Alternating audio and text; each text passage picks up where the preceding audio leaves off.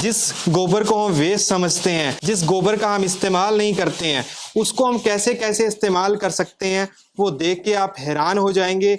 आज हम पहुंचे हैं कच्छ, गुजरात में, और यहाँ पर आपको एक बहुत ही कमाल की यूनिक कला के बारे में आज हम आपको बताएंगे।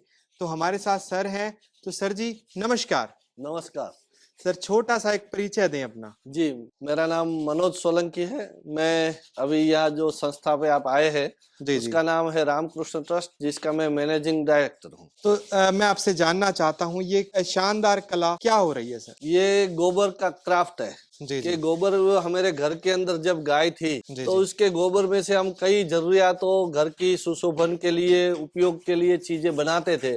जी जी तो आज के परिप्रेक्ष्य में गोबर की जो विस्मृति हुई है, गाय का गोबर का परिचय जी जो जी सीमित हुआ है, जी उसको थोड़ा वाइड स्वरूप में उसका परिचय हो, विशाल परिचय है। तो जी उसका एक परिचय का भाग है कि ये गोबर से हम कई उत्पाद, लगभग 30 प्रकार की चीजें बनाते हैं, जिसमें घड़ी है, ये पूजा की थाली है, ये मिरर है, ये वॉल पीस है, ये डिब्बा है। उसी जी जी तरह गोबर गणपति है, दिए, राखी, हमारे उत्सवों का कई सामान। तो जी ये सभी प्रकार की जीवन की जरूरियातों में गोबर का एक अहम रोल हो सकता है। जी ऐसी संभावना यहाँ आप सब देख रहे हैं। तो जी जी ये संभावना नहीं, अभी ये वास्तविकता भी बन चुकी है जी जी और ये वास्तविकता धीरे धीरे पूरे भारत में पहुंचे, हमारा प्रयास है। उसके लिए हम यहाँ निःशुल्क प्रशिक्षण भी इस गोबर की उत्पाद बनाने का सबको दे रहे हैं। तो दोस्तों मैं आपको, किसान भाइयों, आपको बताना चाहूंगा, एक तो यहाँ पर आपको मुफ्त परीक्षण मिल रहा है और ऊपर से ये शानदार कला आप प्रैक्टिकल आके देख के सीख सकते हैं और अपने घर पे भी आप ऐसी कला देख सकते हैं। तो दोस्तों मैं आपको एक एक करके कई चीजें दिखाना चाहूंगा। तो देख सकते हैं, सबसे पहले यहाँ पे आप देख सकते हैं ये पूजा की थाली। ये देखिए बहुत ही बेहतरीन, यहाँ पे आप देख सकते हैं गणेश भगवान जी को देख सकते हैं और बहुत ही सुंदर कला। यहाँ पे आप घड़ी देख सकते हैं, ये घड़ी भी बिल्कुल आप देख सकते हैं, पूरी की पूरी घड़ी है जो बाहरी रूप से ये गोबर से बनाई गई है जी। तो और इसके अलावा मैं आपको यहाँ पे और चीजें दिखाना चाहूंगा। तो ये क्या है सर जी?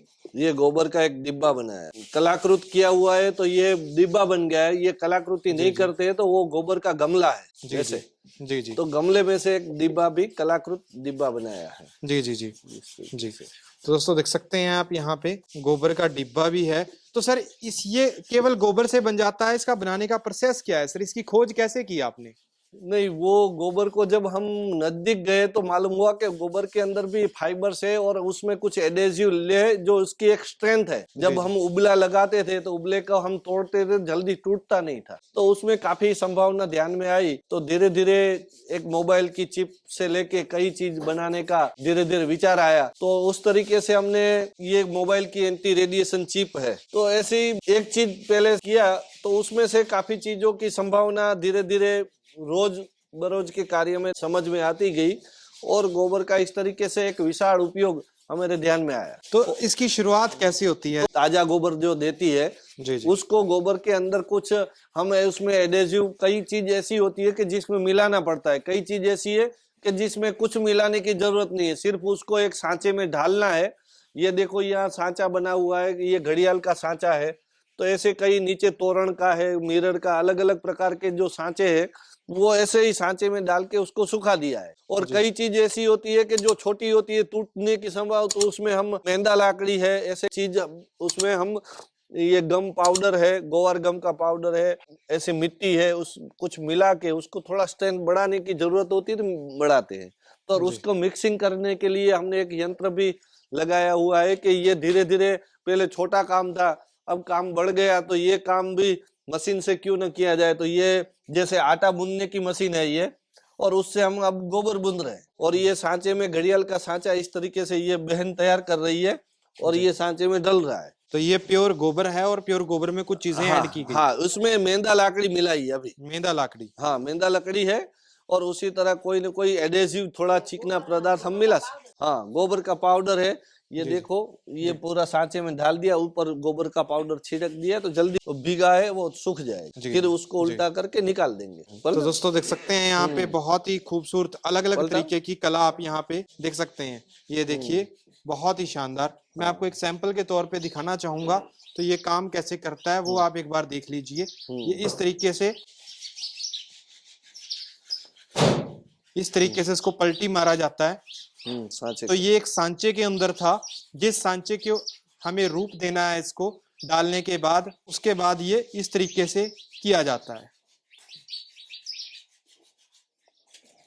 ये देख सकते हैं, ये सर किस चीज का सांचा था? ये गोबर घड़ी का सांचा है। ये घड़ी का सांचा है। जो घड़ी आपने कुछ समय पहले देखी, ये उसी का सांचा है। आप देखिए यहाँ पे, बहुत ही बेहतरीन। 2-4 दिन उसको सुखाएंगे, फिर सूखने के बाद उसको फिनिशिंग करने के लिए यहाँ जो बहनें कर रही है उसी तरह वो फिनिशिंग हो। तो दोस्तों देख सकते हैं, इस तरीके से इसको ये अलग अलग चीजें यहाँ पे बनाई जाती हैं। ये गमला है। बहुत ही बढ़िया, बहुत ही बढ़िया। दोस्तों शायद ही आपने इतनी शानदार कला कहीं देखी होगी। ये मोमेंटो जो हम देते हैं, ये लकड़ी का या प्लास्टिक का, अलग अलग चीजें इस्तेमाल करती हैं। अगर हम लकड़ी का इस्तेमाल करते हैं तो पेड़ कटते हैं, अगर प्लास्टिक का इस्तेमाल करते हैं तो उससे पोल्यूशन होता है।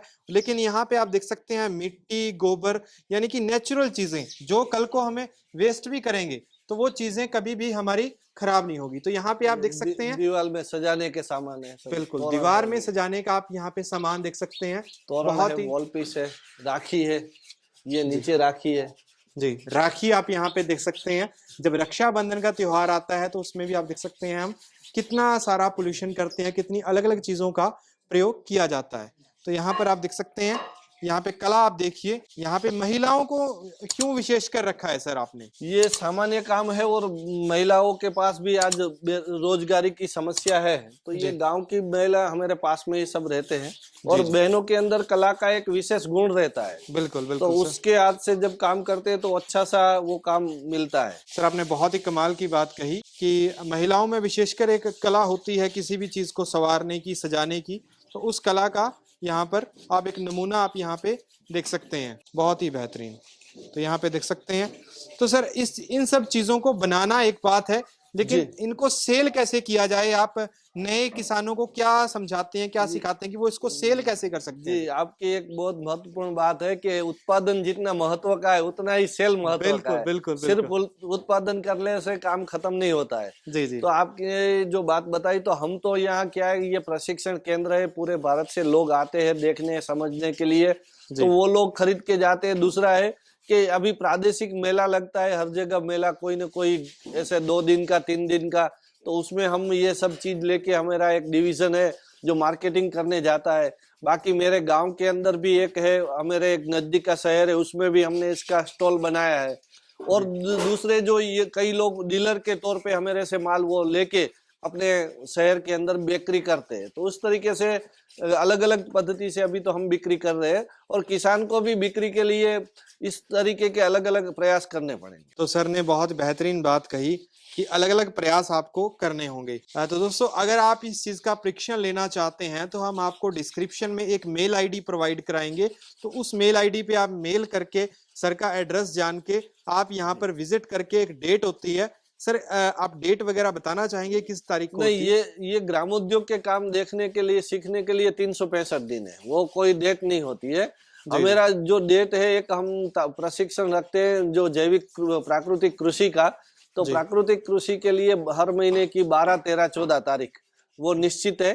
और प्राकृतिक कृषि का जो 3 दिन का शिविर रहता है वो एक फिक्स कार्यक्रम है। बाकी ये जो ग्रामोद्योग का जो हमारा कोई भी आयाम सीखना है तो कोई भी कभी भी आ सकते हैं। तो दोस्तों ये भुज गुजरात में पड़ता है, तो आप यहाँ पे विजिट कर सकते हैं। पूरी डिटेल आपको डिस्क्रिप्शन में मिल जाएगी। दोस्तों आपकी एक शानदार कला को देखने के लिए मिला होगा, तो लाइक और शेयर जरूर करें। जल्दी हम आपको मिलते हैं एक नई वीडियो के साथ। जय हिंद।